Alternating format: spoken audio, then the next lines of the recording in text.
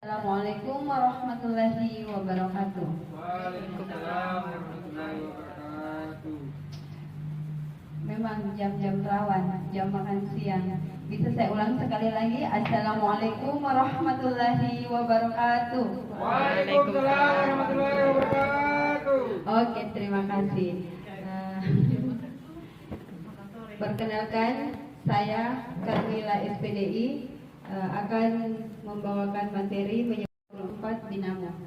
Sebelumnya yang saya hormati Ibu Kepala Sekolah dan rekan-rekan guru yang sempat meluangkan waktunya hari ini untuk membicarakan kolaborasi kita menetapkan budaya positif di sekolah kita.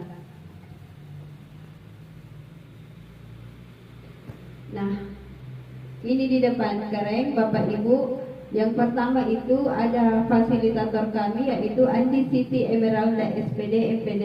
Jadi beliau ini kita tidak bertemu secara offline, tapi bertemu sama beliau itu dalam online saja. Jadi setiap ada call kita akan bertemu dengan beliau yang membimbing kita.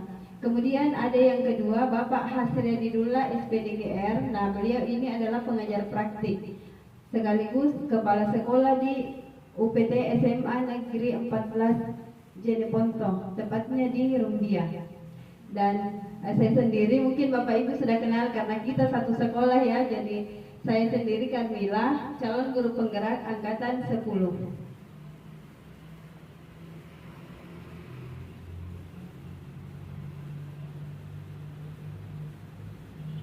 Nah, adapun susunan acara pada hari ini yaitu pembukaan yang berlangsung saya sendiri, kemudian pembacaan doa sudah juga tadi. Nah, sekarang kita akan membuat kesepakatan bersama, kemudian ice breaking, pemaparan materi dan penutup. Nah, ini kesepakatan bersama. Yang pertama, peserta aktif dalam kegiatan, di mana kita akan menyusun budaya positif di sekolah kita. Yang kedua, saling menghormati dan menghargai. Yang ketiga, handphone di silent karena ini terkadang jadi pengganggu. Terkadang kita hadir jiwa tak di sini tapi ragata di luar sana ki. Nah, yang keempat, meminta izin saat akan meninggalkan ruangan. Yang kelima, mengikuti kegiatan sampai selesai. Nah, di sini ada ice breaking sedikit sekali karena ini jam-jam siang, jadi mungkin ada yang mengantuk, ada yang lapar. Semoga bisa hilang rasa itu dengan adanya ice breaking ini. Oke. Nah, di depan kita akan mengasah otak. Kenapa pohon di depan rumah harus ditebang? Ada yang bisa jawab? Teman-teman? Ya, Ibu Kepala Sekolah menghalangi pemandangan rumah. Yang lain ada? Ayo, jadi kita di sini diajar untuk berpikir kritis. Kenapa pohon mangga yang ada di depan rumah harus ditebang? Karena kalau berbuah menjadi perhatian, siapa lagi mau ambil buahnya di depan? Oh begitu. Jadi buahnya itu bisa memancing orang-orang mengambil tanpa izin. Oke, good. Ada yang lain Karen? Kira-kira kenapa pohon mangga di depan itu harus ditebang? Oke, untuk menghemat waktu, karena kalau dicabut itu berat, jadi harus ditebang. Siapa kira-kira yang bisa cabut? Oke, selanjutnya, dari sekian banyak suku di Indonesia, suku apa yang sering berkeliaran di mal? Jangan sampai kita. Kira-kira suku apa yang sering berkeliaran di mal? Security. Oh ya, good. Jadi jawabannya itu adalah security. Kemudian yang ketiga, mengapa zombie kalau menyerang selalu ramai-ramai? Dia tidak gentle, ini zombie, nah panggil temannya baru menyerang. Kenapa kira-kira? Kalau sendiri takut. Kalau sendiri takut. Jawabannya, kalau sendiri itu adalah, apakah ada di antara kita? Zomblo. Kalau sendiri ternyata zomblo. Oke, baik.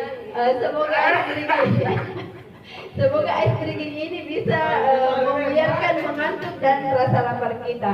Saking jomblo dan mereka. Nah, adapun tujuan kegiatan kali ini yaitu berkolaborasi untuk menciptakan budaya positif di lingkungan sekolah. Adapun latar belakang kenapa kegiatan ini dilakukan, Ki Hajar Dewantara mengumpamakan sekolah sebagai sebuah tempat persemaian bibit-bibit. Agar bibit bisa berkembang secara maksimal, maka petani dapat memperbaiki kondisi tanah, memelihara bibit tanaman, memberi pupuk, membasmi ulat-ulat dan jamur-jamur yang mengganggu hidup bibit tanaman. Yang kedua, dari uraian tersebut kita dapat memahami bahwa sekolah diibaratkan sebagai tanah tempat bercocok tanam, sehingga guru mengusahakan sekolah menjadi lingkungan yang menyenangkan, menjaga dan melindungi murid dari hal-hal yang tidak baik. Dengan demikian, karakter murid tumbuh dengan baik sesuai dengan profil pelajar Pancasila. Kita masuk pada materi budaya positif. Yang pertama, apakah yang dimaksud budaya positif? Yang kedua, apakah di sekolah kita sudah tercipta budaya positif? Budaya positif adalah nilai-nilai, keyakinan-keyakinan, dan kebiasaan-kebiasaan di sekolah yang berpihak pada murid, agar murid dapat berkembang menjadi pribadi yang kritis, penuh hormat dan bertanggung jawab. Dalam mewujudkan budaya positif ini, guru memegang peranan sentral. Jadi kita di sini pemegang, karena kita yang arahkan siswa untuk berbudaya positif. Adapun konsep utama modul budaya positif, yang pertama itu perubahan paradigma belajar.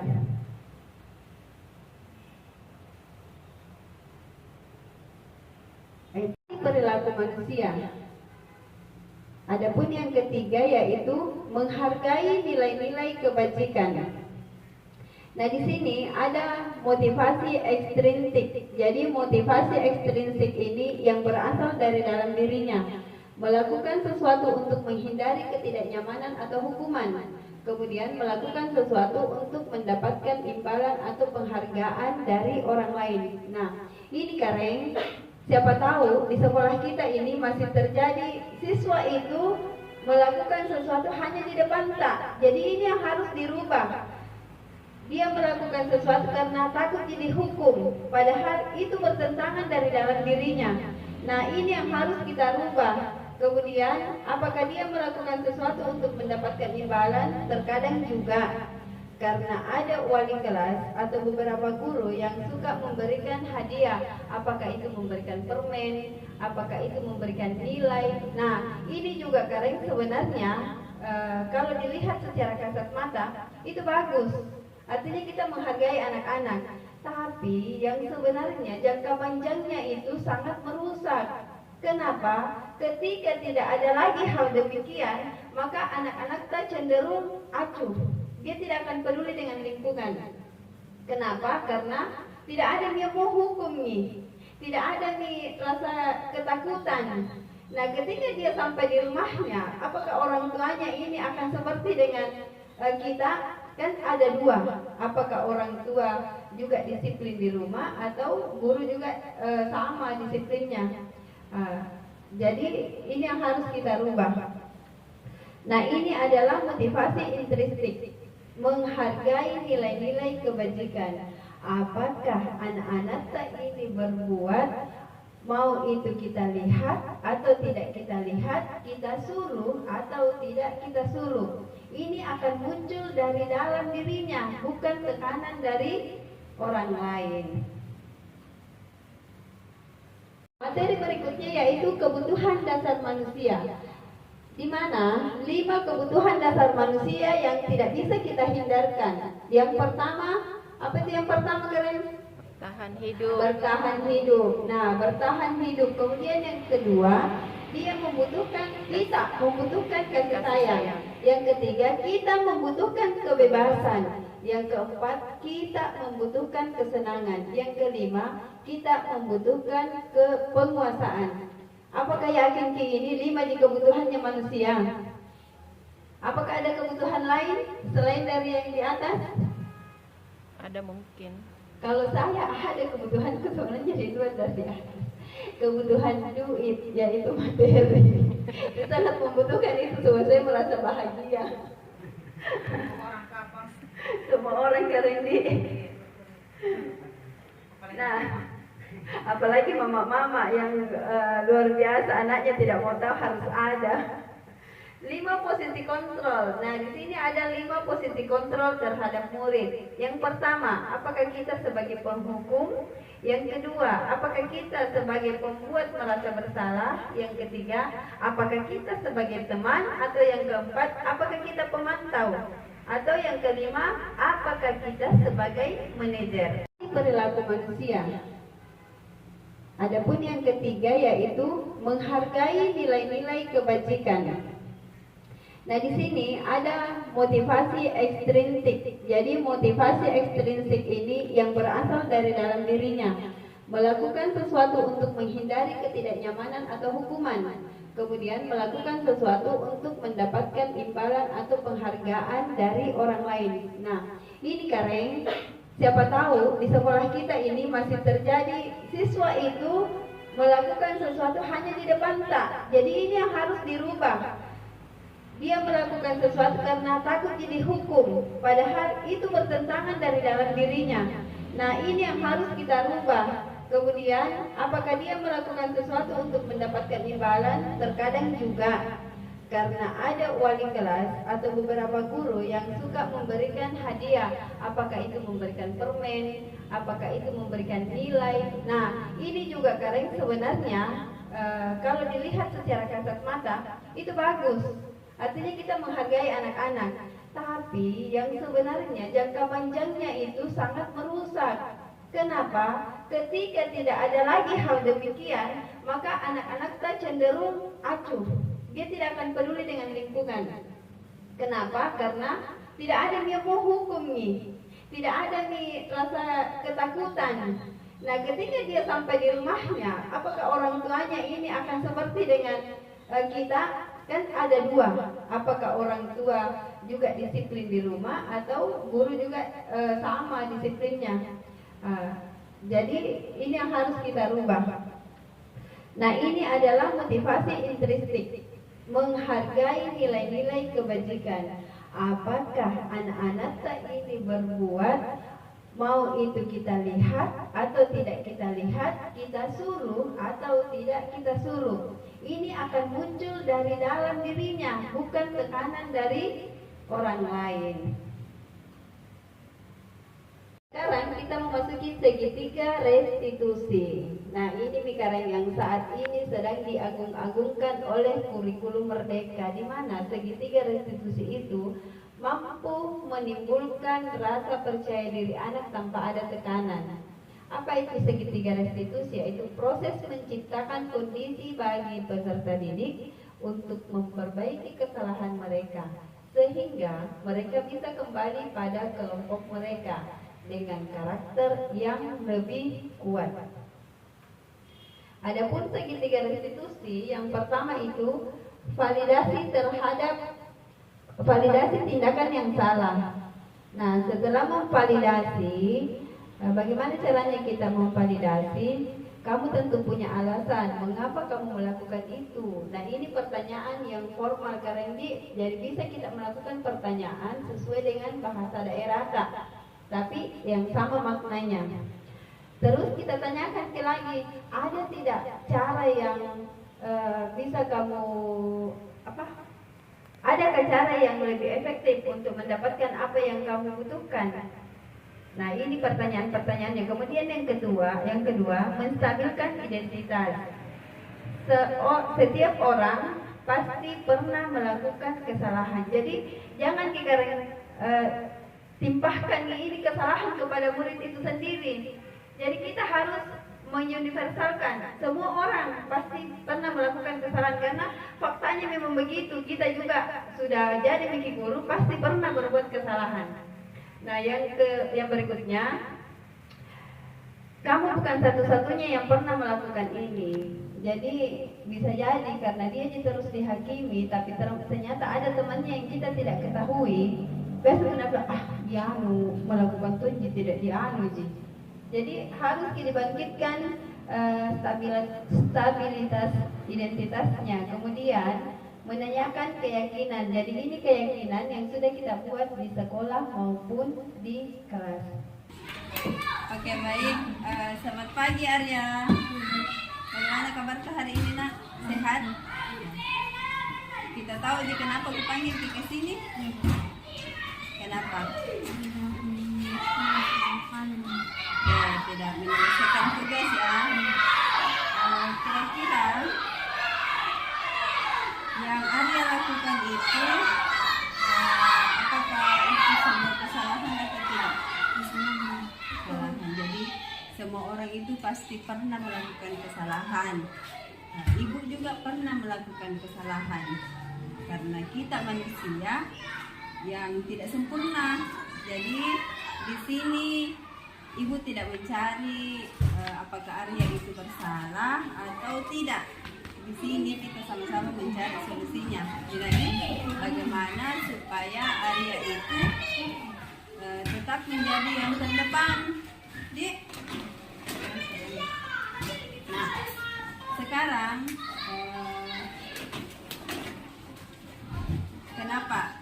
Ibu boleh tahu kenapa Arya tidak menyetop hafalan? Arya bermain. Kenapa bisa banyak-banyak tak nak? Padahal teman-teman yang lain itu selesai semua tugasnya. Kita banyak bermain ya. Oke.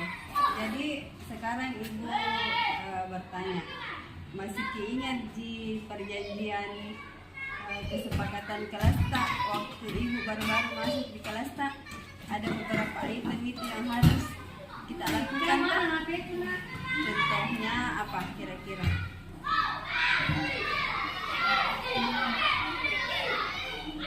Kalau ada tugas bagaimana? Jadi kalau ada tugas harus kita selesaikan. Itu untuk kebaikan tadi juga nak.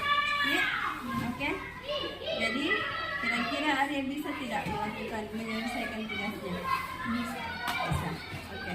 Terima kasih. Kalau begitu Arya harus betul-betul fokus sama tugas sekolah ya. Kalau di rumah selesaikan dulu tugas sekolah, pasti ada tugas dikasihkan sama guru. Untuk apa? Itu untuk menjadikan kita anak yang pintar, menjadikan kita sebagai kebanggaan orang tua. Jadi bukan hanya sama itu saja, bukan sama materi PAI saja. Semua guru kalau nak kasih tugas harus diselesaikan. Kira-kira bisa diselesaikan ini hafalan tanah? Bisa? Bisa? Oke. Terima kasih. Arya silakan kembali ke kelas. Jadi ini tunggu tugasnya ya. Terima kasih Arya. Oke, demikian itulah pemaparan saya pada siang ini. Mari kita membuat keyakinan sekolah yang bisa membuat peserta didik kita menjadi peserta didik yang lebih tangguh menghadapi globalitas. Baik, terima kasih Kareng, terima kasih Bapak Ibu atas kesediaannya mendengarkan pemaparan saya. Billahi taufik wal hidayah. Assalamualaikum warahmatullahi wabarakatuh. Waalaikumsalam.